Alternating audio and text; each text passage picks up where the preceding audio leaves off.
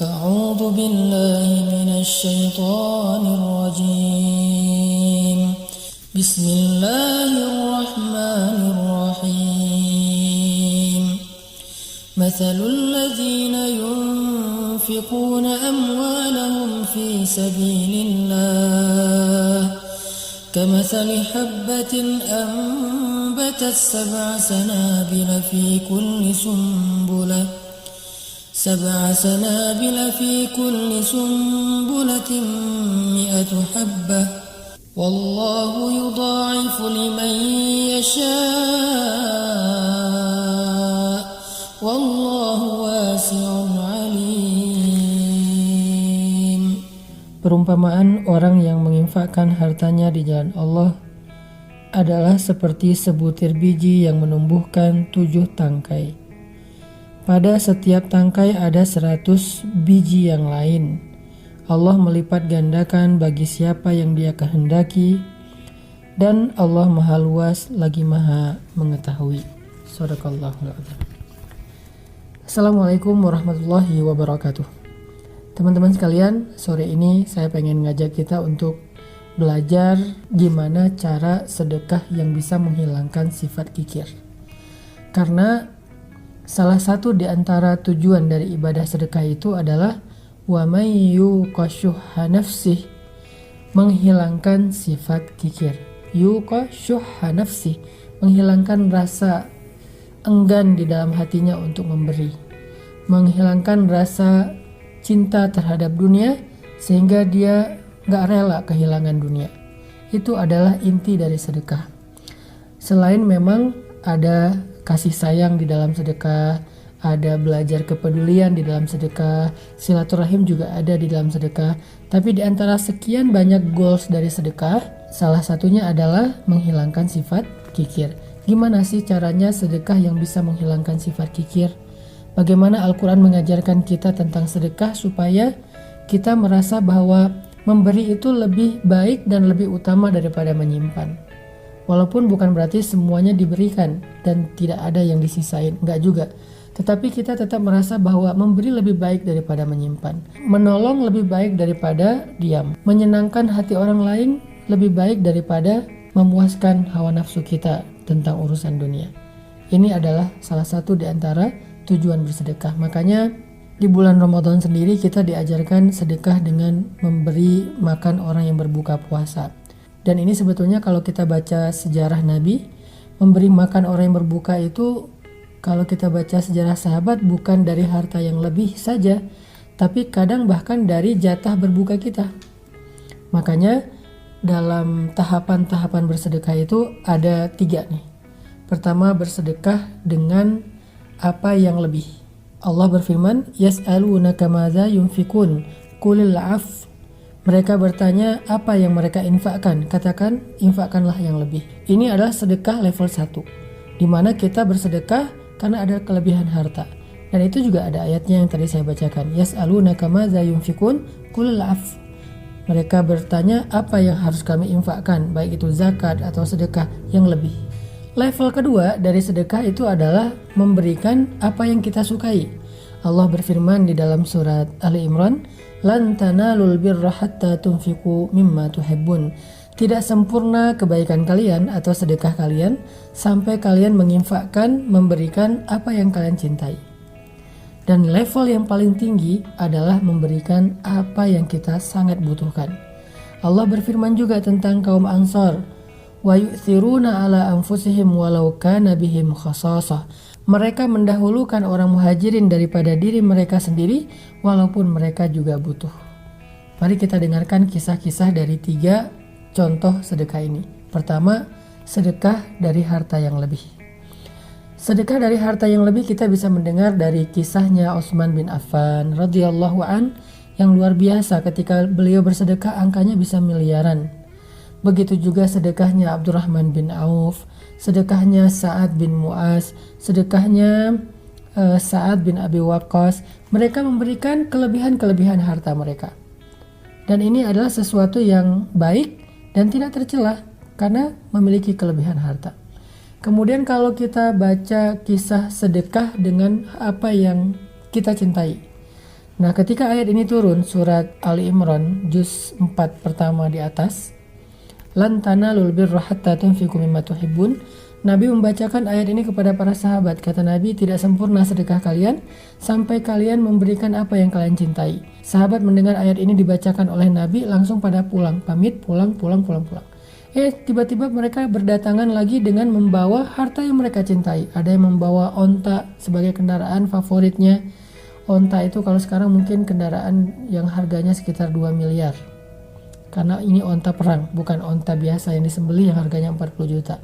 Ada yang bawa onta perang, ada yang bawa kuda, ada yang bawa sertifikat tanah. Ya Rasulullah, ini adalah kebun yang paling saya cintai di antara harta saya. Karena di dalamnya ada banyak sekali pohon-pohon yang subur dan panennya setahun 3 kali. Saya ingin memberikan fisabilillah. Ya Rasulullah, ini saya punya aset rumah. Ya Rasulullah, saya punya pasar. Sampai yang paling kecil mereka memberikan apapun yang mereka miliki, termasuk pakaian. Ya Rasulullah, ini baju kesukaan saya, belinya di Damaskus, belinya di Suriah, dan sekarang saya infakkan fisabilillah.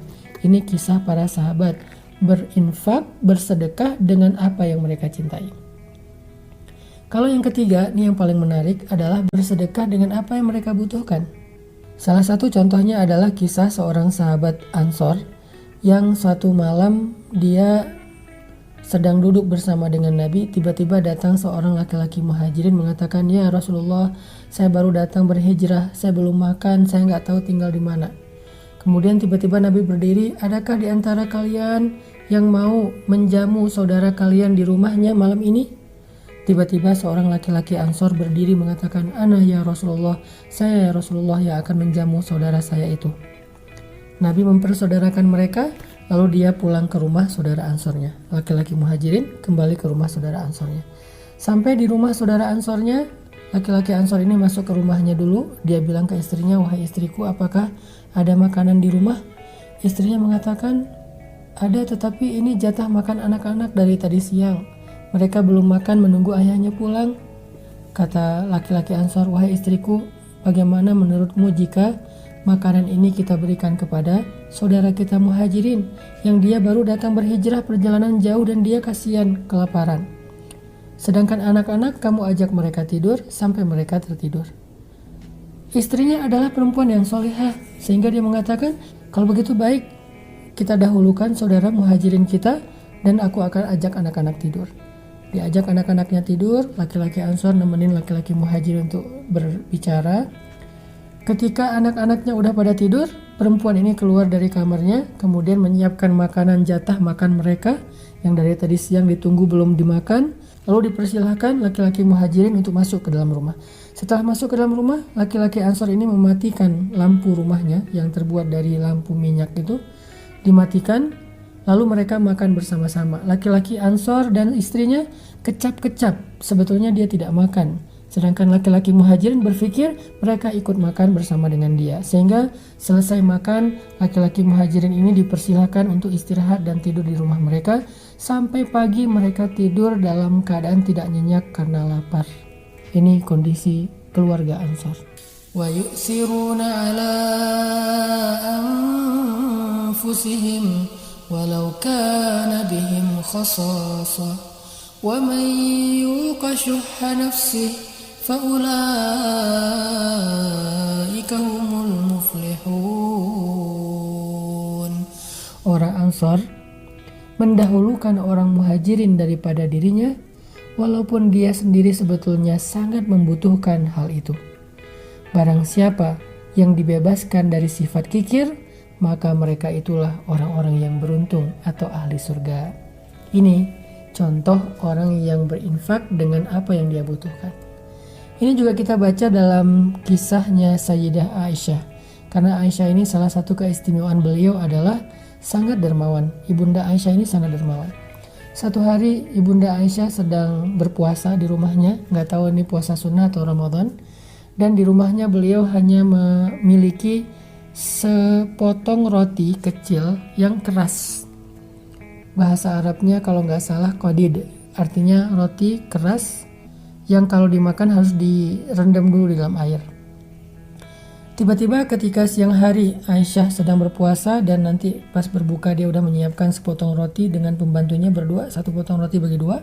Datanglah seorang perempuan dengan anak-anaknya ke rumah Sayyidah Aisyah mengadukan perihal mereka kalau mereka lapar. Mereka bilang, ya Aisyah kami lapar, kami nggak tahu makan apa segala macam. Akhirnya Aisyah bilang ke pembantunya, berikan roti yang milik kita itu. Kata pembantunya, ini jatah makan berbuka puasa kita. Kata Aisyah, berikan kepada mereka. Akhirnya pembantunya mengatakan, naam. Dia memberikan kepada pengemis tadi roti jatah mereka berbuka puasa.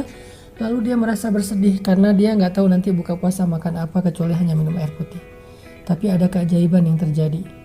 Menjelang waktu berbuka, tiba-tiba ada sahabat yang datang ke rumah Aisyah memberikan hadiah makanan, nasi yang di dalamnya ada kaki kambing panggang, udah lengkap satu porsi. Sehingga kemudian Aisyah memanggil pembantunya, dia panggil ke sini, dia bilang, makanlah karena ini lebih baik daripada roti yang tadi engkau berikan kepada orang miskin. Ini menjadi pelajaran penting buat kita bagaimana seorang Sayyidah Aisyah rela memberikan jatah makan berbuka puasanya cuman satu-satunya, dan Aisyah sahur hanya dengan air putih dan dia menyimpan roti itu untuk berbuka, tapi dia berikan kepada orang yang lebih membutuhkan. Padahal Aisyah juga membutuhkan roti tersebut dan dia nggak pernah menyangka kalau nanti sore akan mendapatkan makanan yang lebih baik daripada apa yang sudah dia berikan. Dan lagi pula Nabi SAW bersabda, demi Allah tidak akan berkurang harta karena sedekah. Dan Aisyah membuktikannya, nggak berkurang jatah makan kita karena sedekah.